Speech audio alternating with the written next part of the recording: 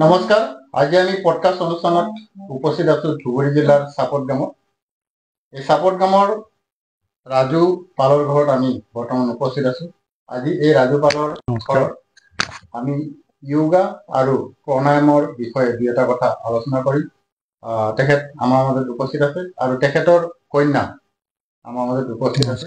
আমি এই অনুষ্ঠানৰ আগলৈ যোৱাৰ আগতে আমি য়োগা কেনেকৈ কৰে আমি সেই সংক্ৰান্তত দুই এটা য়োগা আমাৰ এখেতৰ কন্যাই আপোনালোকক কৰি দেখুৱাব। তাৰপিছতে আমি কিছুমান কথা আমি আলোচনা কৰিম। আহকচোন।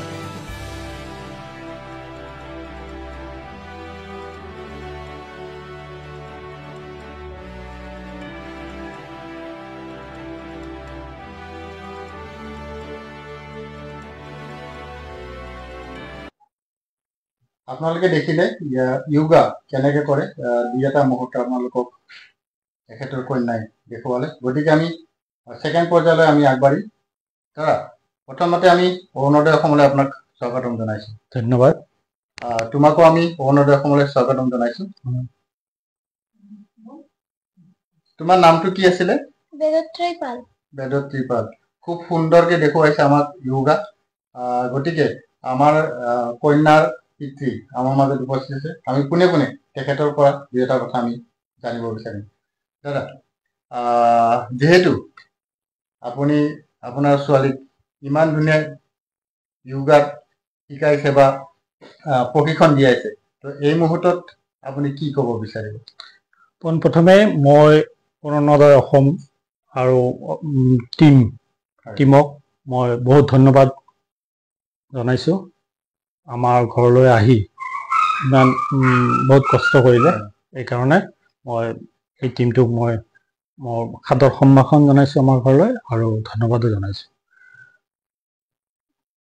তো মোৰ ছোৱালী এতিয়া ক্লাছ 6ত পঢ়ি আছে। তাই বহুত দিন আগৰ পৰাই মানে এইটোৰ প্ৰতি মানে বহুত মানে ধাউতি আছিলে এইটো যোগ, আৰু তাৰ গাটো শৰীৰটো ফ্লেক্সিবল দেখি আমিও তাইক বহুত ধৰণৰ মানে হেৰি কৰাত আগ্ৰহ দেখি মই চেষ্টা কৰিছোঁ। তাইৰ মা বহুত ক্ষেত্ৰত এই ক্ষেত্ৰত মানে চেষ্টা কৰিছে।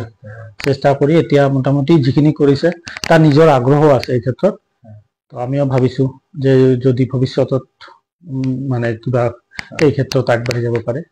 তো খুব সুন্দৰ। আমি ইতিমধ্যে দেখিলোঁ খুব সুন্দৰকৈ দেখুৱাইছে। গতিকে আমাৰো ভাল লাগিলে।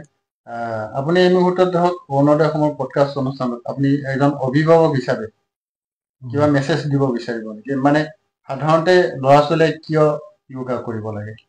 অৱশ্যে মই যোগা বৰ্তমান সময়ত যোগাৰ প্ৰয়োজনীয়তা আজি আমি বিশ্ববাসী অনুভৱ কৰিব পাৰিছে। ইতিমধ্যে আমাৰ প্ৰধানমন্ত্ৰী নৰেন্দ্ৰ মোদী ডাঙৰীয়াই আজি গোটেই বিশ্বলৈ যোগা দিৱসৰ যোগাৰ যি প্ৰয়োজনীয়তা সেইখিনি গোটেই বিশ্বলৈ প্ৰচাৰ কৰিব পাৰিছে। আৰু সেইকাৰণে আমি প্ৰতি বছৰ 21 জুন তাৰিখে আমি যোগা দিৱস পালন কৰোঁ, নহয় জানো? তো গতিকে আমিও এই ক্ষেত্ৰত তাইৰ আগ্ৰহ দেখি আমিও অনুপ্ৰাণিত হৈ তাইক বহুত এই ক্ষেত্ৰত মানে তাক অনুপ্ৰেৰণা দিওঁ। আৰু তাইও নিজেও এইটো ক্ষেত্ৰত দেখা পাইছোঁ যে খুবেই আগ্ৰহী। গতিকে মই সকলোকেই এই যোগাৰ ক্ষেত্ৰত মই প্ৰতিজন পিতৃ মাতৃকে মই ক'ব খুজিছোঁ যে প্ৰতিজন পিতৃ মাতৃয়ে যাতে মানে যোগা বা প্ৰাণায়াম এইবোৰ ক্ষেত্ৰত বাচ্চাবিলাকক শিক্ষা দিব পাৰে। অকল পঢ়া শুনা কৰিলে তো পঢ়া শুনাত মানে আগবাঢ়ি যাব পাৰিব, কিন্তু আমাৰ সেই ক্ষেত্ৰত যদি শৰীৰ মন স্বাস্থ্য এইবোৰ যদি ঠিক নাথাকে তেতিয়াহ'লে আমি বহুত ক্ষেত্ৰত আমি পিছুৱাই যাব লগা হ'ব পাৰে। মাজতে আপোনাক এটা কথা হ'ল, ইয়াৰ উপকাৰিতা কি আছে, আচলতে কিয় কৰিব লাগে? একচুৱেলি এইটোৰ উপকাৰিতা আমাৰ এই যোগ মহৰ্ষি পতঞ্জলীয়ে কৈ থৈ গৈছে। তাৰপিছত আমি এই যোগৰ এই কথাবোৰ আমি ভগৱত গীতাতো পাওঁ। গতিকে যোগ নামৰ বস্তুটো কিমান পুৰণি আমি ভগৱত গীতাত উল্লেখ থকাৰ কাৰণে আমি এইটো পাওঁ। আমি মহাভাৰতত পাওঁ, ভগৱান শ্ৰীকৃষ্ণ, তাৰপিছত ৰামায়ণত ভগৱান ৰামচন্দ্ৰ কিন্তু যোগ অভ্যাস কৰিছিলে। তো আমি এই যুগত আহি মাজতে বিভিন্ন ধৰণৰ মানে আমাৰ যি মানে বাহিৰৰ পৰা বহুত শত্ৰু আক্ৰমণ কৰিছে, ইতিমধ্যে 800 বছৰ আমাৰ নষ্ট হৈ গৈছে। গতিকে আমি যোগ আৰু আমাৰ ভাৰতীয় সংস্কৃতিৰ বহুত গ্ৰন্থ এইবোৰ নষ্ট হৈ গৈছে। তো আমি বৰ্তমান যুগত এই ক্ষেত্ৰত যাতে নতুনকৈ আমি এইটো হেৰি কৰি যাব পাৰো, প্ৰতিজন ঘৰত মানে লৈ যাব পাৰো, সেইটো আমাৰ এটা মানে প্ৰচেষ্টা আছে। আৰু আমাৰ পতঞ্জলীৰ যোগ সূত্ৰতো কোৱা হৈছে, এই যে পতঞ্জলীয়ে যোগ সূত্ৰত কৈছে যোগা চিত্তম বৃত্তি নিৰাদাহ, অৰ্থাৎ যোগ আমাৰ যে চিত্ত বৃত্তি অৰ্থাৎ আমাৰ মনৰ বৃত্তিবোৰক এইবোৰ বান্ধিবলৈ সক্ষম কৰে। তো এই ক্ষেত্ৰত আমি গীতাতো পাইছো যোগা কৰ্মসু কৌশলম। গতিকে গীতাৰ যে এইবোৰ বাণীৰ পৰা আমি জানিব পাৰো যে আমাৰ যোগ কিমান প্ৰাচীন। আৰু আমাৰ মহাকবি কালিদাসে কৈছে শৰীৰ মাধ্যম খলু ধৰ্ম সাধনম, যদি শৰীৰ ভালে থাকে তেতিয়াহ'লে আমাৰ ধৰ্ম সাধন হ'ব। অৰ্থাৎ ধৰ্ম মানে অকল ধৰ্ম বুলি ক'লে সেইটো অৰ্থত কোৱা নাই, সব ক্ষেত্ৰত অৰ্থাৎ আমি কৰ্ম আমাৰ জীৱনৰ কৰ্মবোৰ আমি কৰি থাকিব পাৰিম। এইখিনিয়ে মই অভিভাৱক হিচাপে আপুনি আপোনাৰ ছোৱালীক ক'ৰবাত প্ৰশিক্ষণ দিছিলে? তাই একচুৱেলি কি হৈছে, তাই একচুৱেলি বহুত আগৰ পৰাই যোগ মোটামুটি এই যেতিয়া আমাৰ হেৰি হ'ল কৰোণা পিৰিয়ডটো হ'ল, কৰোণা পিৰিয়ড লকডাউন, তেতিয়া তাই দিনে ৰাতিয়ে মোটামুটি আমি তাইক বুজাইছো যে দিনে ৰাতি কৰি থাকিব নালাগে, এটা টাইম আছে। তাৰপিছত টাইম মতে মোটামুটি এতিয়া কৰে। তাৰ মাজতে তাইৰ যোগবোৰ চাই তাই ফেচবুকত আমি দিছিলো। আমি একচুৱেলি হাইলাকান্দিত থাকো, তাতে মই চাকৰি কৰি আছো। তো তাতে যে যোগ প্ৰশিক্ষক এজনে নিজে ফোন কৰিলে যে আপোনাৰ ছোৱালীকতো বহুত ভাল যোগ কৰে, গতিকে আপোনাৰ ছোৱালীজনীক আমাৰ ইয়াতে প্ৰশিক্ষণৰ কাৰণে দিয়ক, আমি তাইক মানে তাইৰ মাজত আমি ভৱিষ্যত এটা দেখা পাইছো আৰু গতিকে দিয়ক। মই এই যোৱা মাহৰ এপ্ৰিল মাহৰ পৰা তাই প্ৰশিক্ষণ লৈ আছে। মানে আমি যিহেতু দেখিলো, আমি নিজৰ চকুতে দেখিলো শৰীৰটো গোটেই ভাঙি দিয়ে। আমি দেখিলেও মানে কিবা এটা ভয় অনুভৱ হয় যে কিবা এটা ভয় নেকি। আমি দেখিলো যেতিয়া গোটেই শৰীৰটো ভাঙি দিয়ে, তো কিবা কষ্ট অনুভৱ হয় নেকি? আপুনি কি কয়? মোৰ কষ্ট একচুৱেলি তেনেকুৱা ফিল কৰে যেন নালাগে। আৰু একচুৱেলি কথা হ'ল কি, আমি যেতিয়া দেখিলো ন, তেতিয়া আমাৰ মনে কয় যে কিবা কষ্ট অনুভৱ হৈছে, গোটেই শৰীৰটো যেতিয়া ভাঙি দিয়ে মানে। তো একচুৱেলি কি হয়, যিজনে যিটো বস্তু ভাল পায় সেইটোৰ ওপৰত এটা আধিপত্য হয়তো বা আহি যায়। মইতো তাইক দেখি তাই ইয়াতকে আৰু বহুত কেইটামান মানে আৰু উচ্চস্তৰীয় ব্যায়ামো কৰি আমাক দেখুৱাইছে, হয়তো বা ইয়াতে দেখুওৱা নাই যদিও কৰি দেখুৱাইছে। ইয়াৰ মাজতে মই আৰু এটা আন কথালৈ যাম। য়োগা আৰু প্ৰণায়াম এই দুটা সম্পূৰ্ণ বেলেগ বস্তু। গতিকে যিহেতু আমি গম পোৱা মতে আপুনি প্ৰণায়ামো কৰে, তো সেই প্ৰণায়ামৰ বিষয়ে আপুনি দুই এটা কথা আমি পডকাষ্ট অনুষ্ঠানত কিবা ক'ব নেকি? আপুনি বহুত ভাল এটা কোৱেশ্চন কৰিলে। যোগাৰ লগত ওতঃপ্ৰোতভাৱে জড়িত আছে প্ৰণায়াম। আৰু যোগাটো একচুৱেলি কি হয়, যোগাৰ মানে 3 প্ৰকাৰৰ হয়।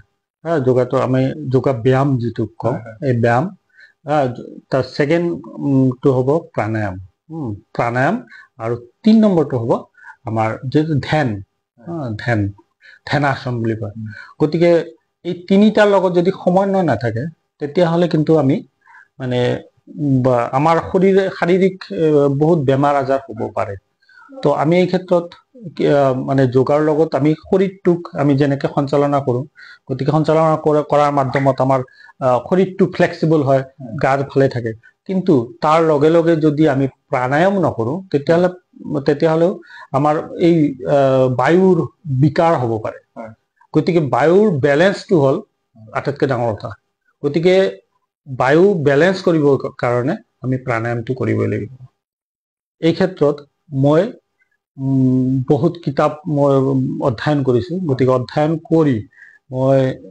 মোৰ এটা মানে চিষ্টেম কৰি লৈছোঁ চিষ্টেমত যিটো প্ৰাণায়াম মই মানে কৰি দেখুৱাইছোঁ মই নিজেও কৰোঁ গতিকে কৰাৰ পিছত মই কিন্তু বহুত লাভ পাইছোঁ এইটো কৰি শাৰীৰিকভাৱে মানসিকভাৱে বহুত লাভ পাইছোঁ আৰু আটাইতকৈ ডাঙৰ কথা উপকাৰিতা কি আছে উপকাৰিতা মানে আপুনি দেখক এতিয়া ক'ব গ'লে বায়ুটোক আমাৰ যদি কণ্ট্ৰল নাথাকে শৰীৰটো তেতিয়া আমি বায়ু কণ্ট্ৰল নোহোৱা মানে কি আমি বায়ু বিকাৰ বুলি কওঁ আৰু বায়ু হ'ল 5 প্ৰকাৰৰ হয় এই 5 প্ৰকাৰ বায়ু হ'ল প্ৰাণবায়ু উদান বায়ু নিদান বায়ু সমান বায়ু আৰু বেন বায়ু তো এই 5 প্ৰকাৰ বায়ু আমাৰ শৰীৰৰ বিভিন্ন ক্ৰিয়াত সহায় কৰে যেনেকে প্ৰাণবায়ু আমাৰ শ্বাস প্ৰশ্বাস যিটো আমি লৈ থাকোঁ নিশ্বাস প্ৰশ্বাস এইটোৰ ক্ষেত্ৰত আমাৰ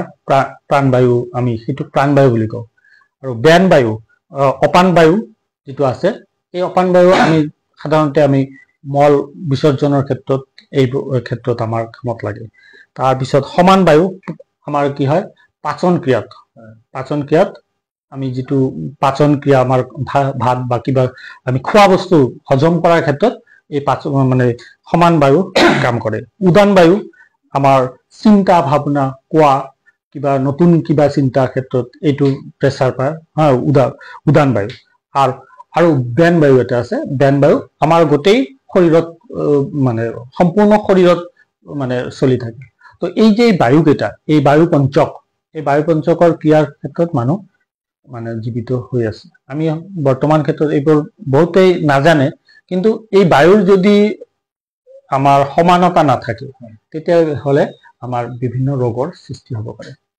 ঠিক আছে তো গতিকে এই বায়ুক আমি যদি সমান কৰিব খোজো তেতিয়াহ'লে একমাত্ৰ প্ৰাণায়ামেই একমাত্ৰ উপায় আৰু প্ৰাণায়াম বুলিও ক'লেও সেইটোকে বুজায় প্ৰাণৰ আয়াম অৰ্থাৎ নিয়মৰ মাজত বান্ধি দিয়া প্ৰাণটোক আমি নিয়মৰ মাজত বান্ধি দিয়া গতিকে এইটোৱে প্ৰাণায়াম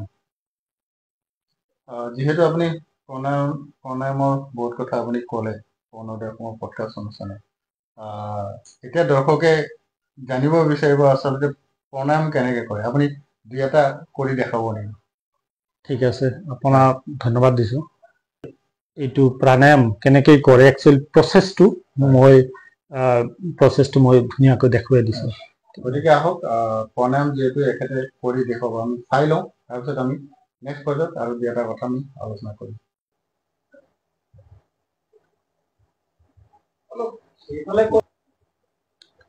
নমস্কাৰ তো মই প্ৰাণায়াম কেনেকৈ কৰিব লাগে সেইটো মই দেখুৱাই আছোঁ একচুৱেলি প্ৰাণায়ামটো আমি ৰাতিপুৱা মোটামুটি 5টা বজাৰ পৰা আৰম্ভ কৰিলে ভাল অলপ আমি ৰাতিপুৱা টোপনিৰ পৰা উঠি প্ৰথমতে 1 গিলাচমান 2 গিলাচমান পানী খাম পানী খাই তাৰপিছত অলপ আমি লেট্ৰিন যদি যাব লাগে তেতিয়াহ'লে যাম গৈ শৰীৰটোক প্ৰথমতে ফ্ৰী কৰি ল'ব লাগিব তাৰপিছত আমি প্ৰাণায়ামটো একচুৱেলি আৰম্ভ কৰিব লাগে তো প্ৰাণায়ামৰ প্ৰথম প্ৰক্ৰিয়াটো হৈছে মই এতিয়া প্ৰাণায়াম কেনেকৈ কৰিব লাগে প্ৰাণায়ামৰ কি নিয়মত কৰিব লাগে সেইটো সম্পৰ্কে এটা কথা কৈ মই দেখুৱাই দিম কেনেকৈ প্ৰাণায়াম কৰিব লাগে প্ৰথমতে আমি ৰাতিপুৱা 5টামান বজাত উঠিম 5টামান বজাত উঠি প্ৰথমতে আমি 1-2 গিলাচমান পানী খাম পানী খাই লৈ শৰীৰটো সাধাৰণতে অলপ আমি ইফাল ইফাল অলপ দৌৰা-দৌৰি কৰিলে ভাল হয়, মানে যাক জগিং বুলি ক'ব পাৰি। তাৰপিছত আমি লেট্ৰিনত যাম, লেট্ৰিনত গৈ পেটটো চাফা হ'ব লাগে তাৰমানে। তাৰপিছত আহি আমি ধুনীয়াকৈ বহি আমি প্ৰাণায়ামটো আৰম্ভ কৰিব লাগিব। তো প্ৰাণায়ামৰ প্ৰথম প্ৰক্ৰিয়াত আহিব, প্ৰথমতে আমি মই আঙুলিটো লৈছোঁ, এনেকৈ চিধাকৈ ধৰিম। এইটো প্ৰাণায়ামটো ভুলিছে। লেফ্ট চাইডটো হ'ল চন্দ্ৰ নাড়ী আৰু সোঁফালটো হ'ল সূৰ্য নাড়ী। প্ৰথমতে আমি চন্দ্ৰ নাড়ীটোক উদ্দীপিত কৰিব লাগিব। গতিকে চন্দ্ৰ নাড়ীক উদ্দীপিত কৰাৰ কাৰণে আমি এনেকেই এই আঙুলিটো সোঁফালে আমি এনেকৈ ধৰিম, এনেকৈ ধৰি একদম লাহে লাহে আমি শ্বাসটো লওঁ, আকৌ এৰিম।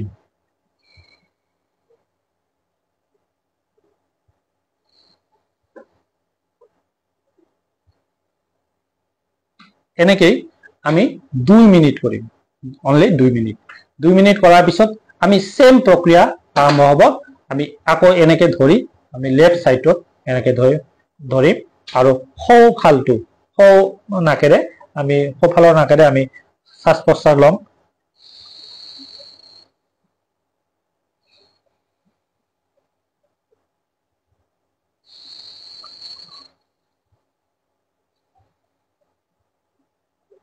এনেকে আমি এইটো নাকেৰেও 2 মিনিট কৰিম। 2 মিনিটৰ পিছত আমাৰ 3 নম্বৰ প্ৰক্ৰিয়াটো আৰম্ভ হ'ব। প্ৰথমতে আমি এনেকে শ্বাস ল'ম, এনেকে আমি এই লেফ্ট সাইডৰ নাকটো বন্ধ কৰিম। বন্ধ কৰি আমি সোঁফালৰ নাকেৰে শ্বাসটো এৰি দিম। আকৌ এই সেম প্ৰক্ৰিয়াটো আৰম্ভ হ'ব। এই সোঁফালৰ নাকেৰে আমি শ্বাসটো ল'ম,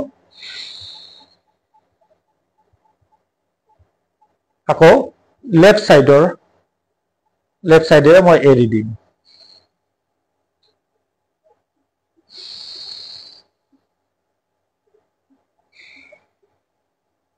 এনেকে আমাৰ তৃতীয় নম্বৰ প্ৰক্ৰিয়াটো সমাপ্ত হ'ব। এতিয়া আহিম 4 নম্বৰ প্ৰক্ৰিয়াত। 4 নম্বৰ প্ৰক্ৰিয়াত এইখিনি এটা কথা মনত ৰাখিব, এইখিনি কৰাৰ লগে লগে আমাৰ সূৰ্য আৰু চন্দ্ৰ নাড়ী আমাৰ উদ্দীপিত হ'ব আৰু আমাৰ মনৰ ভিতৰত এটা প্ৰশান্তি অনুভৱ হ'ব। আমি অলপ সময় ধ্যান কৰি ল'ব পাৰিম, এনেকে বহি থাকিম। আৰু ধ্যানৰ লগে লগে আমি চতুৰ্থ প্ৰক্ৰিয়াটো আৰম্ভ কৰিম। যেনেকে আমি এনেকে শ্বাসটো ল'ম একদম লাহে লাহে।